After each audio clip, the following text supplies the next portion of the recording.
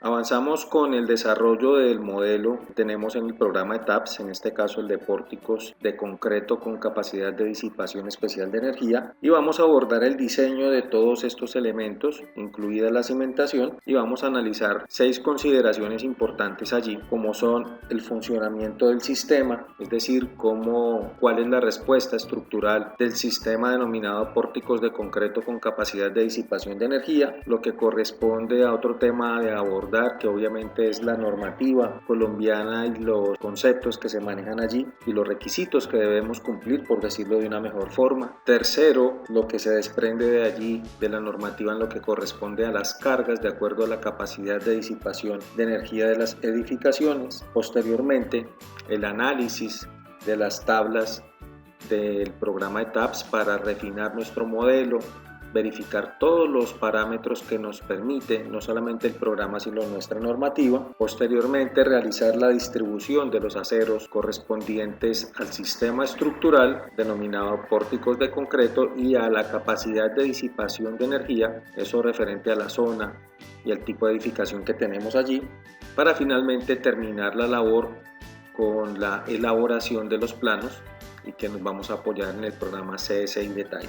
Estos temas los abordamos durante 11 meses en nuestra especialización online de estructuras, ya que como usted se da cuenta son bastante extensos, requieren definitivamente de un análisis bastante profundo y de detalle para poder mejorar indudablemente con el aprendizaje de todos estos temas. Por eso en nuestra especialización abordamos este tema del detallado y la elaboración de todos estos planos justamente para garantizar adecuado diseño estructural y sobre todo con el cumplimiento normativo. Esto garantiza que no nos devuelvan los planos por las curadurías o los entes territoriales por el no cumplimiento de la normativa. Y vemos dos cosas importantes allí. Uno son estos 6 temas que tenemos acá y otra es el manejo del programa ETAPS. Si bien es cierto, en este momento estamos aquí aprendiendo a manejar el programa, hemos tratado de incorporar brevemente, por la limitación del tiempo, todos estos contenidos. Sin embargo, obviamente debemos profundizarlos en debida forma para poder terminar los planos correspondientes a este proyecto que tenemos acá. Y es justamente lo que encontramos nosotros en este modelo que tenemos acá, los elementos denominados columnas, vigas, y las placas que hemos definido, así como los muros estructurales de apoyo de esas escaleras, es lo que se denomina justamente los pórticos que tenemos nosotros acá. Sin embargo, pues estos elementos que tenemos como vigas y columnas, en el caso de haber pantallas para corregir las derivas y demás, pues obviamente son los que hacen parte del objeto del desarrollo en esta unidad en lo que corresponde al diseño de estos elementos. Y vamos a encontrar brevemente la descripción o la explicación de acuerdo a nuestra normativa. En el capítulo C21 encontramos los requisitos del diseño sismo resistente. El capítulo C21 contiene las disposiciones para el diseño y la construcción de los elementos de concreto reforzado de una estructura en la cual las fuerzas de diseño se han determinado con base en la disipación de energía en el rango no lineal de respuesta. Entonces acá en este título vamos a encontrar todas las características de los despieces de los elementos estructurales que hacen parte de las edificaciones, bien sea columnas, vigas, muros de concreto o pantallas, así como de otros elementos. Vamos a revisar una tabla que tenemos acá y en C21.1 las secciones del capítulo C21 que se deben satisfacer en las aplicaciones típicas. Entonces, de acuerdo a la capacidad de disipación de energía, tenemos los requisitos de análisis y diseño para los elementos determinados con capacidad de disipación mínima, moderada o especial. En nuestro caso, estamos con elementos, columnas y vigas en sistemas estructurales de pórticos resistentes a momentos con capacidad de disipación especial de energía, por lo que vamos a encontrar acá toda la información relacionada con estos elementos. Y de aquí viene algo importante y es lo siguiente. De acuerdo a la capacidad de disipación de energía, ve usted que tiene diferentes nomenclaturas. Esto significa que de acuerdo a la capacidad de disipación de energía tendremos unas combinaciones de carga, como vamos a ver más adelante, para cada uno de los elementos dependiendo del sistema dependiendo de la capacidad de disipación de energía en la que se encuentre su proyecto. Adicionalmente, si tiene una capacidad mínima, moderada o especial, pues así mismo tendrá un detallado específico cada uno de ellos. ¿Y qué encontramos acá? Vamos a revisar, por ejemplo, en los elementos de pórtico. Vamos a ir a C21.5, por ejemplo, elementos sometidos a flexión de pórticos especiales. Y encontramos casos como este, por ejemplo, el ancho del elemento BW no debe ser menor que el más pequeño de 0.3 veces la altura y 250 milímetros. Entonces en este caso estamos aplicando a las vigas, el ancho mínimo debe ser 250 milímetros. Por ejemplo, ese es uno de los temas que encontramos acá. Otra consideración, las cuantías mínimas y máximas, y que debe llevar al menos 2 barras de forma continua tanto en la parte superior como inferior de la viga. Otra característica que encontramos acá, el refuerzo transversal. La separación de los estribos también viene definida en C21.5.3. El refuerzo transversal nos da las indicaciones en las que debemos colocar justamente acá los estribos como lo menciona la normativa. Entonces, la primera invitación es a que pueda conocer un poco más este título C21. Como he mencionado, es extenso. En nuestro caso determinamos que en la especialización duramos 11 meses dando explicaciones amplias y suficientes sobre todas las combinaciones que se pueden presentar de acuerdo a los sistemas estructurales y la capacidad de disipación de energía de los elementos que tenemos nosotros allí. También, ¿qué podemos encontrar? La separación de los estribos, los anchos mínimos de columnas y bueno, otros temas que no vamos a analizar en este momento. En cuanto a las combinaciones de carga, ahora bien, en cuanto a las combinaciones de carga, pues como ya mencionamos, de acuerdo a la capacidad de disipación de energía, pues tenemos unas combinaciones propias para el diseño de los elementos estructurales.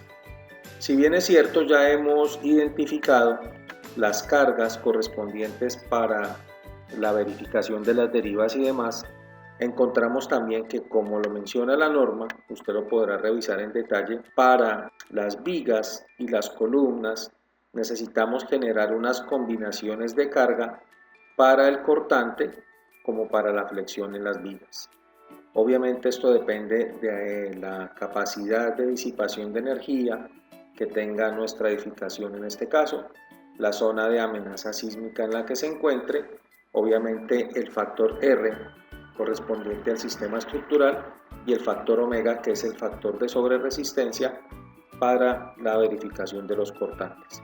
Entonces, si estamos con un proyecto en la zona de amenaza sísmica baja, intermedia o alta, pues acá podremos encontrar todas las combinaciones que debemos realizar para estos elementos como los tenemos acá. En nuestro caso vamos a incorporar para la zona de amenaza sísmica alta, que corresponde a la página 3, encontramos acá que estas combinaciones que tenemos acá son las que encontramos en la zona de amenaza sísmica alta como está definido en nuestro proyecto, y además pues aparecen la mención de cuáles son los nombres o las nomenclaturas que tenemos allí.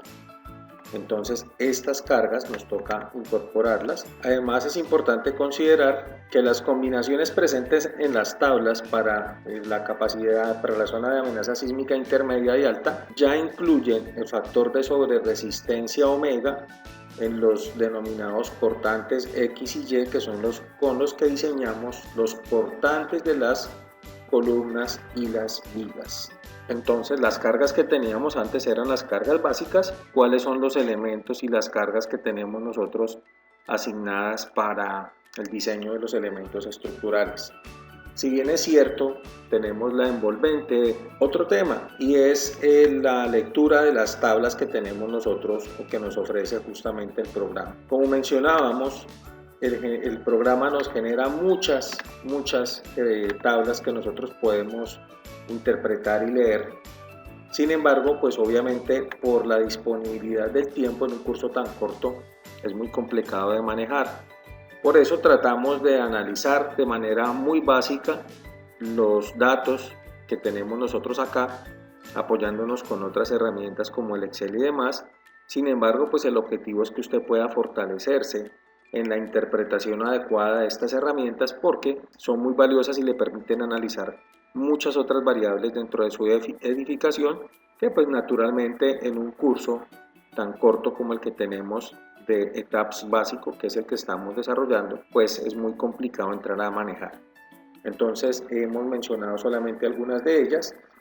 Vamos a utilizar también algunas que nos genera el programa en el cálculo de los cortantes y demás para hacer los chequeos posteriores que vamos a realizar. Después de tener nosotros los resultados de los modelos, pues obviamente debemos hacer algunos chequeos, algunas verificaciones, y de acuerdo a los datos de la sección que tengamos nosotros acá, pues justamente esta hoja de cálculo nos servirá de apoyo o de herramienta para hacer algunas verificaciones tanto de acero mínimo o de acero máximo de acuerdo a las comparaciones normativas que tenemos acá. Al nosotros correr el programa y hacer el chequeo, él nos determina la cantidad de acero necesaria.